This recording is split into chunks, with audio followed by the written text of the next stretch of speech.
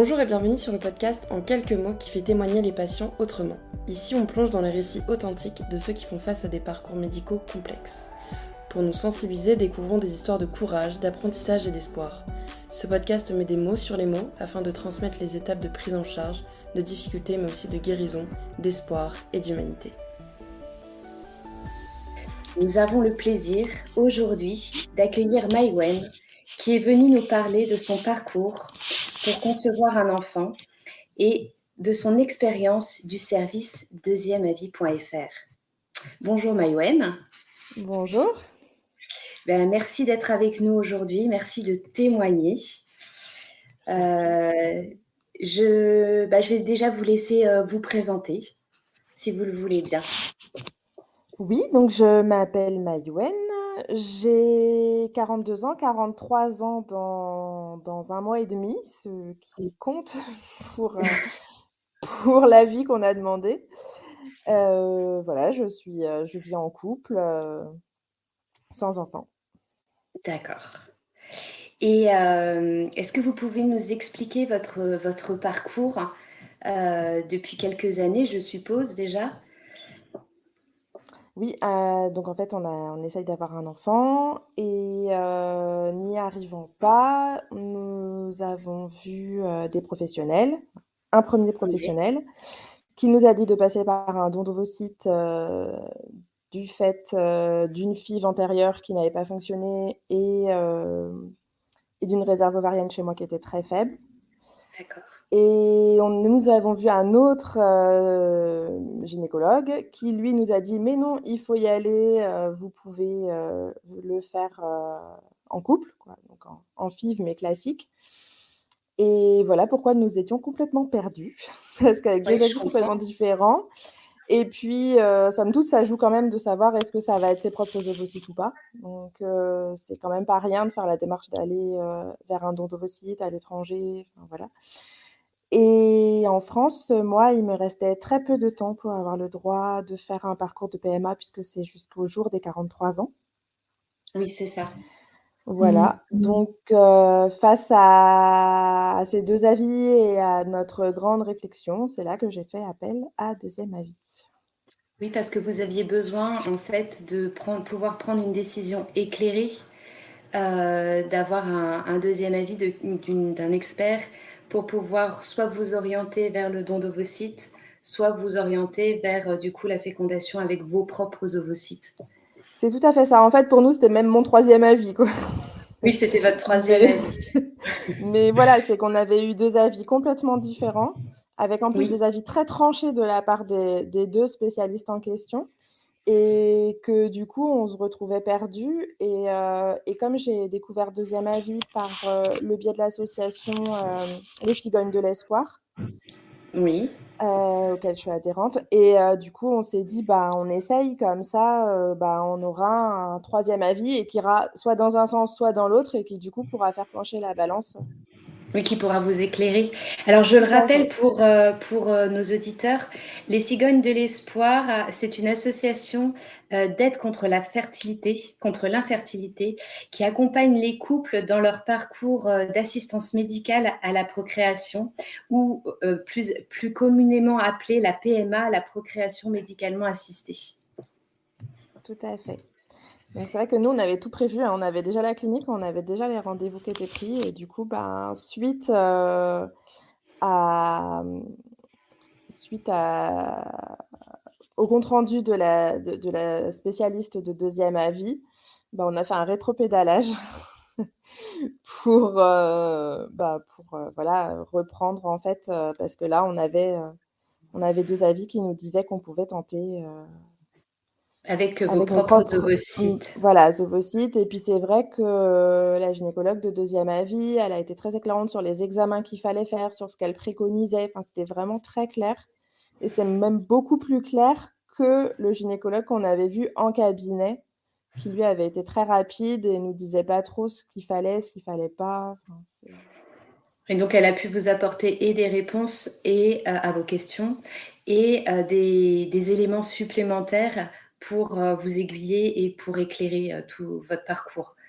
c'est ça, elle nous a conseillé sur des examens médicaux complémentaires à faire qui nous ont permis après, en fait, d'avoir encore plus de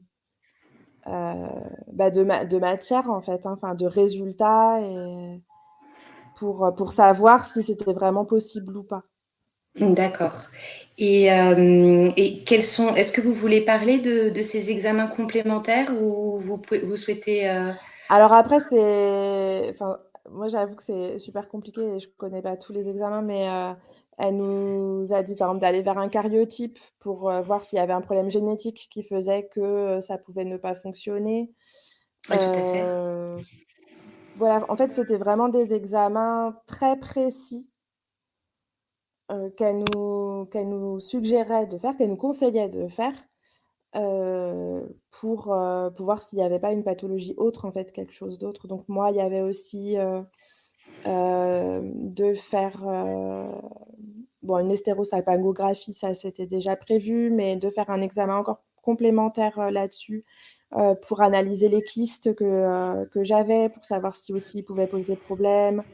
Voilà, si l'adénomiose était bien enfin, était pas mal placée, on va dire, et que du coup elle gênerait pas pour une accroche. Donc, en fait, même les conseils qu'elle donnait pouvaient servir pour le don d'ovocytes, parce que somme toute, c'est quelque chose d'avoir les ovocytes d'une jeune qui, du coup, sont en meilleur état, mais il faut encore que l'utérus puisse, enfin, que l'embryon puisse accrocher et qu'on ait un utérus prêt pour ça. Donc, elle a même donné, enfin, conseillé des examens qui permettraient de vérifier ça.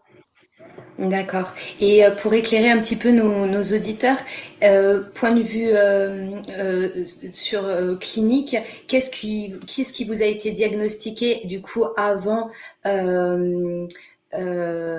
pendant votre début de parcours contre l'infertilité? Adénomiose? Alors moi, j'ai voilà, une adénomiose, j'ai de l'endométriose et alors pas sévère, mais voilà, j'en ai. Bon, adénomiose chez les femmes de plus de 40 ans, c'est quand même assez fréquent. J'ai une réserve ovarienne très faible puisque j'ai 2 follicules. Voilà. Et, et puis bah voilà, c'est déjà pas mal. Et puis mon compagnon,